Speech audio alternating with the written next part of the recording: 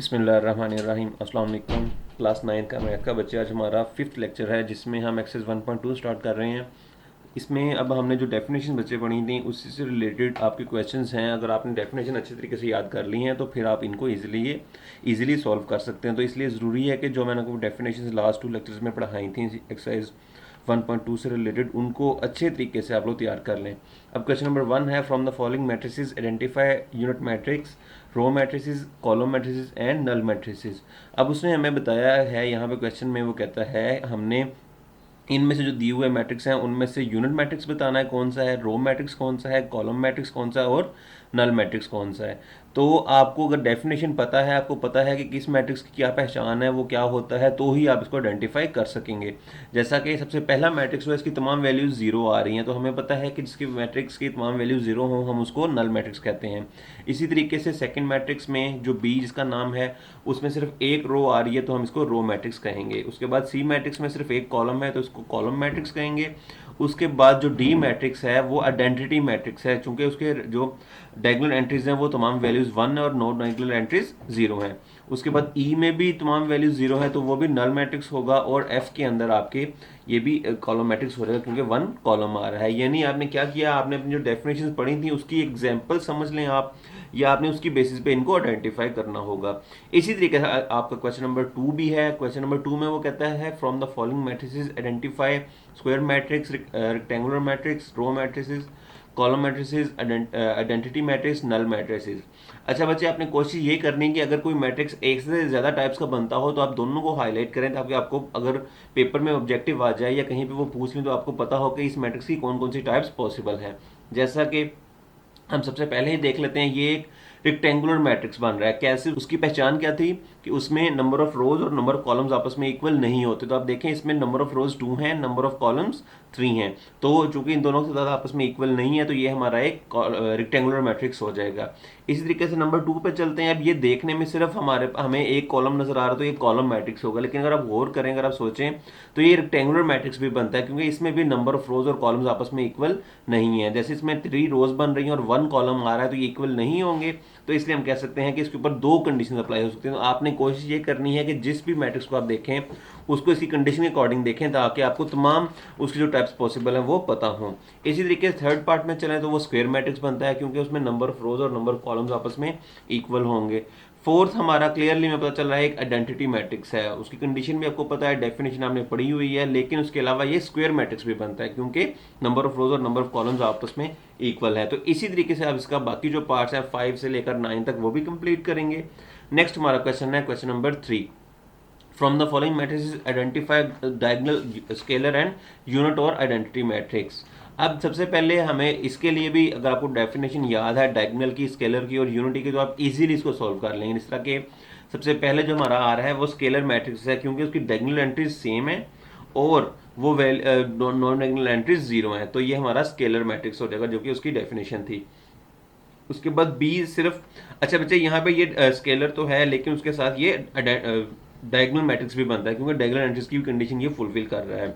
Otherwise आप ऐसे भी याद रख सकते हैं क्योंकि स्केलर के लिए लाजमी है कि वो डायगोनल भी हो, तो ये डायगोनल भी होगा और स्केलर भी हो जाएगा। इसके बाद जो बी है वो सिर्फ डायगोनल है क्योंकि उसमें कंडीशन से कोई भी जो डायगोनल एंट्रीज हैं वो टोटली सेम नहीं हो रही या 1 भी नहीं हो रही, तो फिर इसको ना हम स्केलर कह सकते हैं ना आइडेंटिटी, सिर्फ वो एक डायगोनल मैट्रिक्स होगा। इसी तरीके से जो सी है वो स्केलर भी हो सकता है, आइडेंटिटी भी हो सकता है और डायगोनल भी पॉसिबल है। हाँ, इसमें यह है कि आपको क्लियरली याद होना चाहिए। हाँ, जिस तरह के अगर आपको पेपर में ऑब्जेक्टिव आ रही है, फिल इन द ब्लैंक आ जाए, तो वहां पे आप डायगोनल या स्केलर नहीं, वहां पे आप आइडेंटिटी लिखेंगे क्योंकि जो इसकी मोस्ट रिफाइंड फॉर्म है, जो मोस्ट इंप्रूव शक्ल है, वो इसकी आइडेंटिटी मैट्रिक्स है। इसी तरीके से आप इसके बाकी 2 पार्ट्स भी करेंगे। जो ई पार्ट में मैं उसमें इतना बताता चलूँ कि आपने जब भी इस तरह का क्वेश्चन आए जिसमें उसने 5-3 या 5-0 या 0 और 1+1 लिखा हो, तो उस केस में आप क्या करेंगे, आप इसको सॉल्व करके या सिंप्लीफाई करके देखेंगे। जैसे 5-3 करें आंसर 2 आता है, 1+1 करें तो आंसर 2 आएगा। तो यहाँ पे भी 2 आ जाएगा, यहाँ पे भी 2, तो ये भी एक स्केलर मैट्रिक्स बन जाएगा और वो डायगोनल अंडरस्टूड है कि होगा। जी बच्चे, तो इंग्लिश वाले बच्चे यहाँ तक अपनी एक्सरसाइज जो है वो कंप्लीट करेंगे। अब मैं उर्दू में भी आपको बता देता हूँ। हमारी 1.2 दर्जन कालमों में से वहदानी कालब, कतारी कालब, कालमी कालमों और सिफरी कालम की शिनाख्त करें और तस्दीक करें। आपने अब इन सब में से बताना है कि कौन सा कालब बनता है। तो सबसे पहला ही कालब है जिसकी वैल्यूज़ हैं 0 0 0, इसमें तमाम जो एंट्रीज हैं उसकी कीमतें आ रही हैं वो 0 हो रही हैं, तो एक सिफरी कालब होगा। तारीफ़ें आप लोगों ने पहले भी याद की थी, आपको अच्छी तरीके से दोबारा आपने रिवाइज कर लेनी है, उसकी बेसिस पे ही फिर आप उन्हीं तारीफ़ों की मदद से इनको सॉल्व कर सकेंगे। अगर दूसरा पार्ट है उसमें वो कहता है कि बी की वैल्यूज़ हैं 2, 3 और 4, ये हमारा एक रो बन रही है, सिर्फ एक कतार आ रही है इसमें, तो फिर एक कतार जिसके अंदर हो उसको हम कतारी कालब कहते हैं। इसी तरीके से इसे अगला आएगा, वो एक कॉलम बन रहा है तो उसको हम कालमी कालब कहेंगे क्योंकि उसमें सिर्फ एक कॉलम है। फिर अगर डी पे आ जाए, वो हमारा वहदानी कालब है जिसको हम जिसकी शनाख्त क्या थी कि उसकी जो वितरी अरकान होते हैं वो 1 होते हैं और बाकी अरकान जो गैर वितरी अरकान जो वो 0 होंगे। ई की तमाम वैल्यूज 0 हैं तो वो एक हमारा सिफरी कॉलम हो जाएगा और एफ के अंदर भी आपका एक कॉलम है तो वो कॉलमी कॉलम बन जाएगा। सवाल नंबर 2 पे चलते हैं। यहाँ पे वो कहता है दिए हुए कॉलमों में से मरबी कॉलम, मुस्ततीली कॉलम, कतारी कॉलम, कॉलमी कॉलम, वहदानी कॉलम और सिफरी कॉलमों की शनाख्त करें। अब ये भी वैसे ही बिल्कुल सवाल है, इसमें उसने मरबी और मुस्ततीली को मजीद इसके अंदर और लिख दिया है। अब आपने बच्चे करना क्या है, आपने इस चीज़ का ख्याल रखना है कि आपके पास अगर एक कालब जो है उसकी 2 या 2 से ज़्यादा शनाख्त बनती हों, 2 से ज़्यादा टाइप बनती हों, किस्में बनती हों, तो आपने उनको भी लिखना है ताकि आपको पता चल जाए कि इसकी कौन कौन सी पॉसिबिलिटी हो सकती हैं, कौन कौन सी इसकी टाइप्स हैं। जैसा कि अगर आप पार्ट नंबर 1 पे ही आ जाएं तो उसमें कतारों की तादाद 2 है और कॉलमों की तादाद 3 है, मतलब ये इसकी कतारों और कॉलमों की तादाद बराबर नहीं है, तो ये एक मुस्ततीली कालब होगा। इसके बाद अगले पे चले तो सिर्फ एक कॉलम आ रहा था, हम इसको कालमी कालब कहेंगे। लेकिन अगर आप गौर करें तो इसमें कतारों और कॉलमों की तादाद आपस में बराबर नहीं है, तो फिर इसको मैं मुस्ततीली कालब भी कह सकता हूँ। तो अब आप इसको कालमी कालब भी कह सकते हैं और मुस्ततीली कालब भी कह सकते हैं, दोनों पॉसिबिलिटीज इस पे हो सकती हैं, दोनों कंडीशन इस पे शर्तें जो अप्लाई होंगी। इसी तरीके से बच्चे आपने इसके बाकी पार्ट को कंप्लीट कर लेना है, उसमें भी देख लेना है जहाँ पे 2 या 3 उसकी टाइप्स बनती हैं तो वो सारी आप वहाँ पे अपने जहन में देखेंगे या वो लिखेंगे, आपको वो पता होनी चाहिए ताकि आप लोग इजीली उसको हल कर सकें या आपके लिए कोई भी प्रॉब्लम ना हो।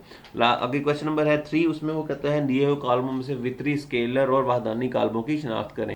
तो आप देख सकते हो यहाँ पे जो इसकी एंट्रीज हैं वो सेम है, तो इसको हम वितरी कालब भी कहेंगे और स्केलर भी कहेंगे। अब बच्चे इसमें आपने एक बात का ख्याल रखना है कि अगर आपको फिल इन द ब्लैक में पूछे तो फिर आपने जो बेहतरीन या जो उसका मोस्ट रिफाइंड फॉर्म होती है जिसमें अब इसको हम वितरी भी कह सकते हैं लेकिन उससे मजीद बेहतर जो वो स्केलर होगा, तो फिर आप स्केलर कालब लिखेंगे। ऐसे ही ये हमारा वितरी कालब है, इस पर ना स्केलर वाली कंडीशन पूरी होती है और ना ही वहदानी कालब वाली। आप इसी तरीके से इस सवाल को भी कंप्लीट कर लेंगे। होपफुली आपको ये समझ आ गया होगा। Thank you.